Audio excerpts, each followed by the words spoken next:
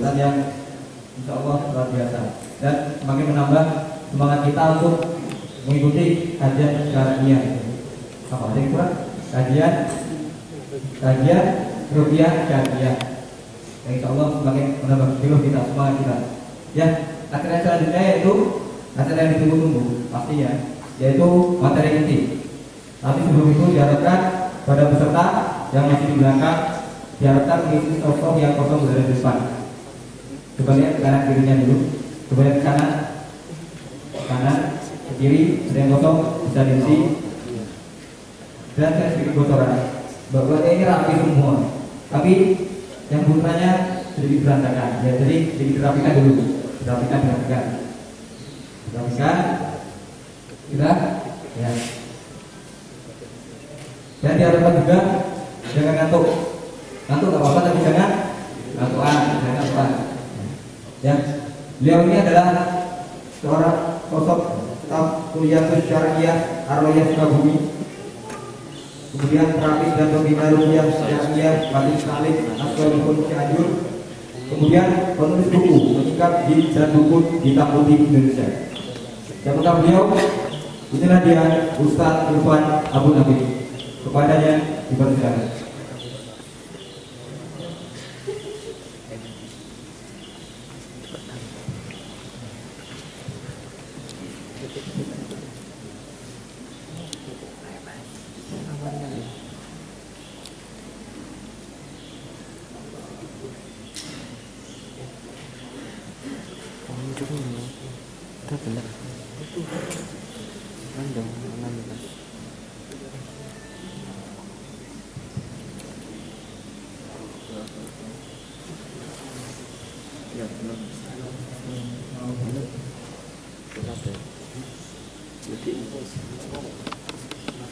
Alhamdulillahirrahmanirrahim. Wassalatu wassalamu ala Rasulillah wa ala alihi wa ashabihi ajma'in. Wa man da'a ila Allahi bi da'watil Islam wa man tamassaka bi sunnati rasulih wa man tabi'ahu bi ihsan ila yaumil Allahumma la 'ilma lana illa ma 'allamtana innaka antal 'alimul hakim. La hawla wa la quwwata illa billahil 'aliyyil 'azim. Wassalamu alaikum warahmatullahi ta'ala wabarakatuh. Waalaikumsalam warahmatullahi wabarakatuh. Ikhwati fillah yang dirahmati Allah Subhanahu wa taala, pada wa salawat bagaimana Allah Subhanahu wa taala berfirman dalam ayat yang tadi itu, A'udzu billahi minasyaitonir rajim. Walhamdulillahil qa'il wa nunazzilu minal qur'ani ma huwa syifaa'un wa rahmatun lil mu'minin wa la yazidu dzalimin illa khasara. Jadi bicara tentang masalah ruqyah syariah,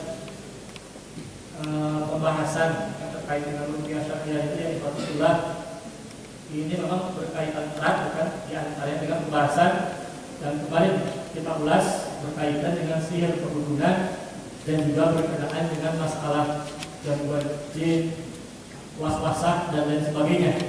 Ini tadi konsep Bapak Pembina itu kan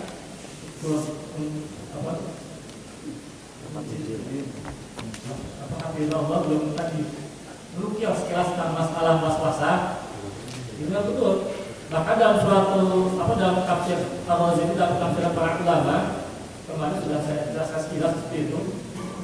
Berbicara tentang masalah gangguan waswasah itu bisa dikatakan jauh lebih berbahaya ketimbang gangguan sihir ataupun misalnya hal-hal yang belum diduga dikaitkan dengan gangguan kerasukan jin seperti itu.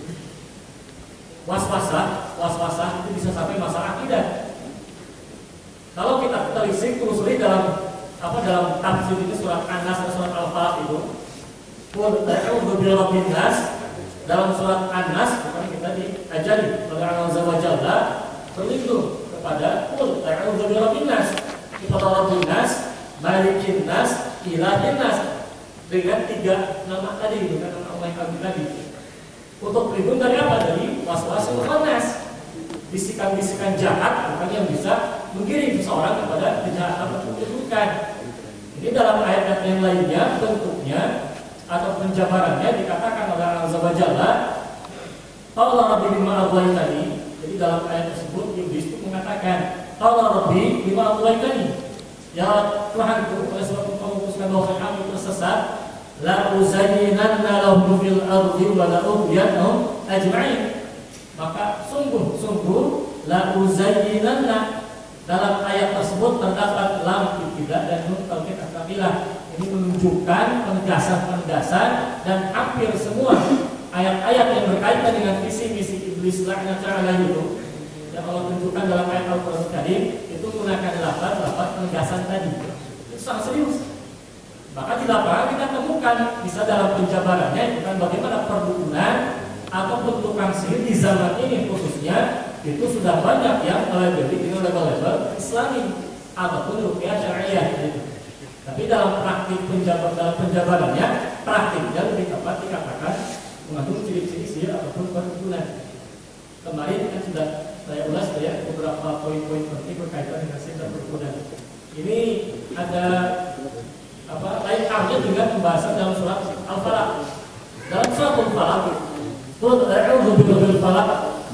Itu kita diajari oleh Allah Azza wa Jalla, katakanlah kata Allah kepada Muhammad SAW itu. Tapi meskipun kitabnya kepada Nabi Muhammad SAW, kitab Rasul, kitab ummatihi, malah menjadi dalil menjadi sesuatu tapi berlaku bagi kita karena tidak dalil khususkan, bukan? Itu dalam surat Al-Falaq kalau mengajari kepada kita berlindung dengan apa Rabbul Falaq. Qul a'udzu birabbil falaq min syarri ma khalaq wa min syarri ghasiqin idza waqab wa min syarri nafathati. Maka dengan Rabbul Falaq itu kita diajari dari berlindung dari 4 perkara. Kalau tadi was-wasa itu dengan 3 Allah. Qul a'udzu birabbin nas, malikin nas, ilahin nas, berlindung dari 1 perkara was-wasa. Tapi dalam satu falaq kita diajari dengan 1 Rabbul Falaq. Qul a'udzu birabbil falaq, katakanlah aku berlindung dengan Rabbul Falaq dari apa? Dari apa? Qul a'udzu birabbil falaq min syarri ma khalaq wa min syarri ghasiqin idza waqab wa min syarri nafathati fil 'uqad wa min syarri hasidin idza hasad. 4 keburukan tadi yang berkenaan diantaranya dengan sihir. Itu menunjukkan penafsiran para ulama mengatakan dan tafsir Ar-Razi di antaranya ini menunjukkan bahwasanya penyakit waswasa itu jauh lebih berbahaya ketimbang sihir yang bisa saja itu menimpa zahirnya badan kita saja. Maka jangan heran kalau ada seorang salih, misalnya Nabi Allah Musa alaihissalam, ketika para tukang sihir Fir'aun melemparkan tali kembali tongkatnya itu menjadi ular, itu kan dalam ayat Al-Qur'an terdapat isyarat Nabi Musa alaihissalam beliau merasa takjub itu, takjub dalam artian kaget ketika melihat ular-ular yang dilempar tongkat yang jadi ular dilemparkan oleh para tukang sihir Fir'aun. Nah, hanya saja memang dalam penjabarannya ini contoh barangkali di antara tajzim yang kita temukan ini perbuatan para tukang sihir di zaman ini bukan yang kemarin belum selesai kita.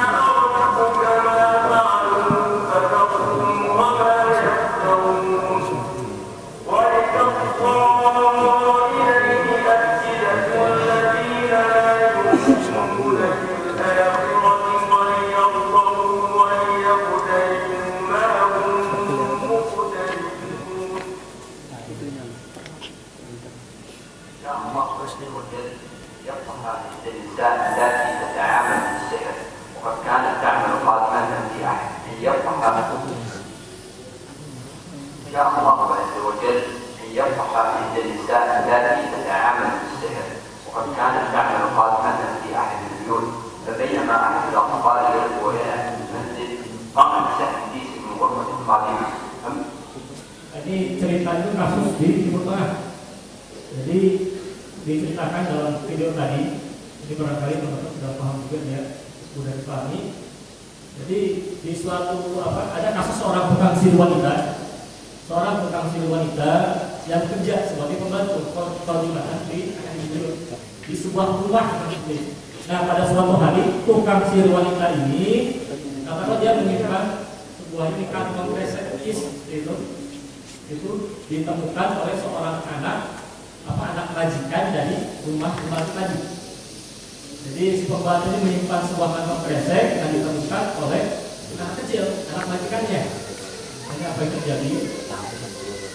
مات رأس القادمة حتى هبت فاتحة حمزة في يد الطفل وقد كان ذلك الموقف أمام تحليلها والد الطفل الذي أتبعه. Nah, ketika itu terjadi tarik menarik. Jadi yang si anak kecil merebutkan kantong kresek ini oleh si pembantu tadi direbut. Akhirnya terjadi tarik menarik, bukan? Kita akhirnya sobek. Isinya tuh amburadul, bukan itu terjadi di hadapan si orang tua dari anak tersebut, ya, majikannya. أراد التسبيح فأخذ من التركيز ليعلم ما الذي أبدأ الخاتمة خصوصا أنه لم يرى إلا أوراق في داخله بعد أن فتح وجد قطع من أوراق المصحف الشريف ممزقة وعليها آثار الدماء. Nah, ketika itu kan si majikan keheranan lalu dia ambil si tadi, si kantong kresek tadi, dan dia periksa ternyata di dalamnya terdapat sebuah potongan ini bekas mushaf Al-Quran Karim, mushaf ini yang disobek-sobek, bukan, dan di dalamnya terdapat percikan darah. Nah, lalu apa yang dilakukan oleh si majikan? قام بإصدار المقص بالهيئة وعندما اطلع عليه وجد أن الخاتمة عدوة الله ورسوله كانت تنزع أوراق المصحف ثم تضعها كقوة تشهير لها كهذه التي تشاهد أو تقوم بلفها حتى تصبح قطعا صغيرة ثم تضعها في قلم أحمر الشفاف أو ما يسمى قلم الروح ثم تكتب أوراق المصحف فيها تنقي أسماء الحي كرم الله كتابه وكرمكم الله. Ketika itu langsung oleh si majikan dilaporkan kepada HIA atau perkumpulan lembaga amal tahimkan di Timur Tengah, dilaporkan kepada mereka, dan ketika diperiksa oleh lembaga tersebut itu ternyata terdapat sobekan-sobekan mushaf Al-Quran Al-Karim, mushaf Al-Quran Al-Karim, kan? Jadi sobek-sobek lalu dimasukkan ke sebuah pena lipstik.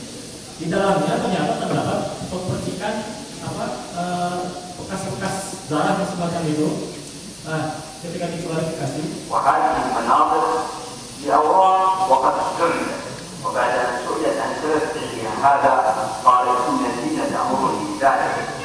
jadi ketika ditanyakan, kan, itu adalah darah haid. Jadi si potongan-potongan tadi, mushaf Al-Quran Karim yang dimasukkan ke dalam pena lipstik itu dipakai sebagai pembersih darah haid, yang alhamdulillah, alhamdulillah. Itu ketika diklarifikasi ditanya, kenapa kamu melakukan hal tersebut? Nah, si perempuan tukang sirlah yang itu mengatakan, innal jinna ta'muruni bidzalik. Sesungguhnya jin, kata-kata golongan jin telah menyuruhku melakukan perbuatan itu. Ini dalam konteks semacam itu yang ikhwanillah, dalam perinciannya berkenaan dengan masalah sihir, bukan? Kalau misalnya kita katakan kembali, saya jelaskan definisi sihir itu adalah beberapa jenis sihir itu, ya. Ada sihir aini yang melalui pandangan mata orang, kan?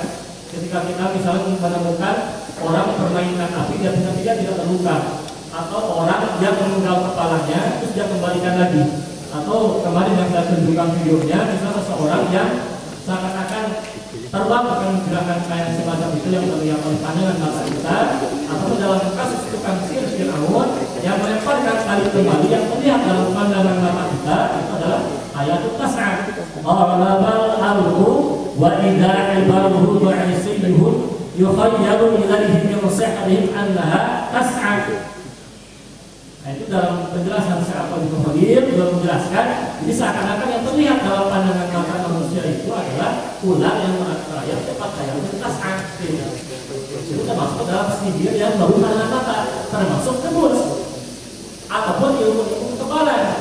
Kalau seandainya ada di zaman ini, dan ternyata tidak sedikit banyak pula dengan mereka yang memiliki ilmu kekebalan dengan cara misalnya menyerap energi alam, atau dengan cara ritual-ritual sanadi, atau dengan cara menggunakan jimat-jimat syirkiyah, atau misalnya menggunakan baca mantra-mantra jika meminta bantuan jin, bantuan syaitan golongan jin, atau kadang-kadang mengklaim kita tidak menggunakan ritual-ritual bid'ah, tidak ada puasa putih, tidak ada puasa pagi ini, tidak ada puasa orang dan sebagainya, tapi kita hanya mengosongkan pikiran seperti itu. Itu sama saja. Bersemedi dengan gerakan ritual tertentu kayak semacam yoga itu termasuk ke dalam ritual khusus yang tidak boleh kita amalkan. Man tasyabaha bisab'i man tasyabaha bil qawmin fahuwa minhum. Barang siapa yang menyerupai satu kaum maka dia termasuk dalam golongan kaum tersebut. Itu bagian dari tasyahud kufar itu. Termasuk semedi misalnya atau gerakan kumpul gerakan kumpul berendam dalam air yang selanjutnya dimandikan.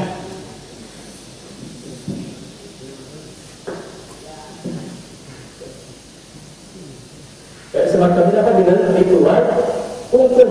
Ritual kungkum itu termasuk dalam tradisi animisme dinamisme itu kan menurut budayawan yang kita teliti. Nah itu sama juga dimandikan dengan air kembang misalnya. Nah, itu termasuk dalam ritual-ritual sihir. Itu sihir ini semacam kekebalan ataupun ini dimasukkan tusuk ke dalam badan. Ini biasanya kaum wanita, kaum hawa ini beberapa kasus yang saya temukan misalnya menggunakan tusuk untuk pengasihan, untuk masalah kerja dan sebagainya, itu dengan cara-cara yang sifatnya mistis.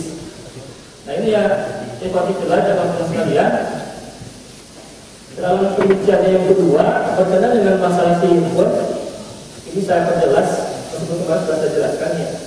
Yang kedua ada sihirul qulubi. Ini sihir yang lari ke masalah perasaan seperti itu. Untuk memisahkan antara suami dan istri yang sudah melakukan Al-Qur'an 2 itu sihirul qulubi yang mulai perasaan. Seseorang tadinya cinta terhadap suami jadi sangat benci secara drastis, sifatnya aneh ganjil seperti itu. Terus istilah dia balas cinta kepada pihak lainnya dan kepada pihak yang dibenci jadi sangat-sangat cinta seperti itu. Ini sifatnya ganjil, cuma ciri-cirinya ditaksir lagi kan. Tapi mubarakkan tidak akan kita jelaskan pada debat ini. Lalu yang ketiga itu ada sihirul hasadi, santet, tono atau berpeluh. Kemarin videonya yang kita perlihatkan misalnya dengan boneka yang ditusuk-tusuk gitu kan. Itu kayak semacam sihir vudu, kayak semacam itu vudu. Itu termasuk ke dalam kalau dalam bahasa kita itu ya santet, tono atau berpeluh. Sama itu. Itu termasuk dalam sihir pula, dan sihir memiliki hakikat dalam artian ketika dia menyakiti seseorang, mau menyakiti. Ketika membuat seseorang menyakiti, tersiksa, itu bisa terasa secara fisik. Tapi ya ikhwatillah, wa ma hum bi'adhi min ahadin illa billah. Bahwasanya yang namanya sihir itu terjadi. Para tukang sihir mereka bisa menyakiti dengan mereka tidak bisa menyakiti manusia ya, dengan sihir mereka. Illah. Hanya saja makna illah dalam ayat tersebut maknanya bukan berdasarkan sihir dalam artian ridho Allah Subhanahu wa taala. Kalau bagaimanapun perbuatan sihir itu perbuatan yang dilaknat, bahkan dimasukkan ke dalam golongan ijtanibu as-sab'a al-mubiqah.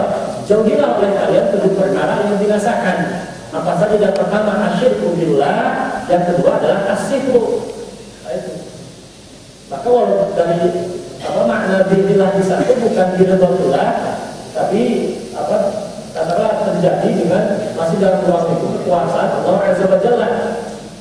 Jadi ketika sampai kepada seseorang sihir tadi bukan dievaluasi, bisa aja ditumpahkan bala dari Allah Azza wa Jalla atau bala ujian dengan mana hukum bisyari wa qadiri tidak satu aja turja'un atau bisa aja merupakan ini ya tadi balasan atau sisa dari Allah Azza wa Jalla sebagai bahan evaluasi. Itu berkenaan dengan sihir. Nah kemarin ini sebelum kita masalah syariah ada beberapa pertanyaan yang masuk. Tapi alangkah baiknya kita ulas beberapa pertanyaan sekarang yang berkaitan dengan sihir. Ini dari Pak Mukhtar Arifin ya. Kalau kita yang belajar ilmu bela diri agar dapat melindungi diri sendiri dan keluarga, kira-kira bela diri apa yang tugas dari sihir? Yang pertama, Rasulullah SAW itu menganjurkan mukmin yang kuat, mukmin yang qawi itu lebih dicintai daripada mukmin yang dhaif, yang lemah. Ini termasuk dalam konteks fisik. Mukmin yang kuat fisiknya itu mukmin yang kuat fisiknya itu lebih dicintai daripada mukmin yang lemah seperti itu. Ini diperjelas dengan dalam hadis-hadis yang bicara tentang anjuran untuk belajar kemana misalnya, ataupun untuk belajar berenang dan lain sebagainya berkaitan dengan olahraga fisik. Nah, yang kedua, ketika kita tadi memahami bahwasanya Rasulullah SAW menganjurkan umatnya untuk memperkuat fisiknya, yang antaranya diupayakan kita sebagai katakanlah persiapan dan jihad fisabilillah seperti itu, ataupun kita gunakan untuk beribadah kepada Allah Azza wa Jalla secara umum, kan, itu jelas menjadi ibadah. Nah, hanya saja di lapangan saat ini memang tidak sedikit ilmu bela diri ini Pak yang mencampur adukan di dalamnya antara fisik dengan hal-hal ritual yang mistis atau murni ritual mistis semata tanpa fisik, tapi efeknya bisa terdapat secara fisik. Misalnya apa? Misalnya seseorang pernah ada kasus seorang pemuda hanya dengan cara itu transfer energi itu kan oleh gurunya. Ketika itu diekspos sebuah sekolah di Jawa Barat, pemuda ini ditransfer energi oleh gurunya. Tiba-tiba setelah itu dia bisa sholat, bisa eksis, menunjukkan bagaimana dia menghancurkan tembok tanpa belajar fisik. Itu kira-kira normal tidak? Tidak normal. Itu termasuk ke dalam khawarij ada. Jadi kejadian luar biasa. Nah, kejadian luar biasa apakah termasuk karomah atau termasuk sihir? Nah, itu dirinci lagi. Nah, hanya saja dalam konteks ini ketika belajar ilmu bela diri, silahkan nanti dievaluasi apakah di sekitar Anda kalian, oleh para bapak sekalian ada para ibu seperti itu, anak-anak dan sebagainya, belajar ilmu bela diri. Kalau di dalamnya bisa terdapat ritual semedi atau ritual yang diklaim sebagai penyerapan energi alam, pertanyaannya adalah energi alam seperti apa yang diserap ke dalam tubuh sehingga kita bisa mengumpulkan benda-benda untuk taktik secara ilmiahnya gimana itu? Apakah beda kalau oksigen kita hidup nafas, tapi dengan cara duduk bersila, kan, mengosongkan pikiran seperti lalu seakan-akan menyerap energi alam. Dalam Islam itu tidak seperti itu. Walaupun kita duduk bermajlis semacam itu tentang hakuli alam, itu konteksnya bukan mengosongkan pikiran, tapi duduk inna fi khalqis samawati wal ardi wa ikhtilafil laili wan nahar la ayatin lil albab. Justru ketika duduk itu ketika kita berdiri, ketika kita duduk, kita ibaratnya dalam ayat Al-Quran itu kita duduk dalam rangka untuk berdoa mengingat Allah Azza wa Jalla, bukan mengosongkan pikiran. Nah, kalau ada misalnya semacam tadi, hati-hati. Atau yang lainnya bisa dengan ritual puasa-puasa itu kan, itu di lapangan, atau bisa dengan bacaan-bacaan. Kadang juga ada misalnya silahkan baca surat Anu ribuan kali. Baca surat As-Saffat bisa ribuan kali pada waktu tertentu, di jam tertentu, setelah melakukan puasa tertentu. Memang betul bahwasanya dia merupakan ibadah. Yang nampak dari kita membaca Al-Quran itu bukan wata'adud bijarati, itu ibadah. Tapi ketika seseorang dia niatnya bukan untuk mendekatkan diri kepada Allah Azza wa Jalla, tapi niatnya untuk meraih materi duniawi, misalnya ada tubuh kita kebal, kan, dengan baca Al-Saffat itu tidak pada tempatnya.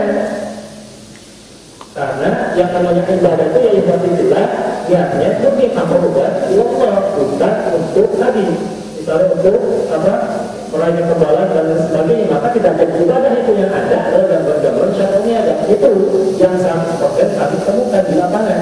Bahkan yang salah ada pula di antaranya yang mengklaim Anda bisa belajar makan jurus silat tanpa belajar silat. Anda bisa dengan cara apa? Ada di bawah itu seperti ditransfer dulu oleh gurunya energi tertentu, itu lebih kita pahami kodam jin itu dimasukkan ke dalam badannya menurut klaim mereka. Lalu apa? Baca Al-Fatihah, asalkan marah dan membayangkan beragam macam gerakan jetri misalnya, atau gerakan windmill misalnya, semacam itu bisa. Itu menurut korban menurut orang yang tobat dari ilmu semacam itu datang kepada kita untuk berbeda itu dia mengaku seperti itu, hanya dengan marah baca Al-Fatihah atau baca Al-Fatihah dan sebagainya, lalu dia membayangkan gerakan tertentu, dia badannya gerak sendiri. Itu tidak sekali dua kali. Nah, itu melibatkan hal-hal yang mistis, dengan hati-hati. Nah, kalau kita belajar silat, saya tidak akan mengatakan menyebutkan merek ya, karena ini tadinya dari merek. Saya tidak akan menyebutkan merek, silahkan diaktif saja. Jika kalau menemukan apa sebuah perguruan silat bukannya murni fisik yang semacam itu, sifatnya ilmiah, berkenaan dengan olah tubuh, olah fisik, olah raga, itu dia rekomendasikan tidak dengan visual lainnya. Ini perhatikan para bapak sekalian, karena tidak sedikit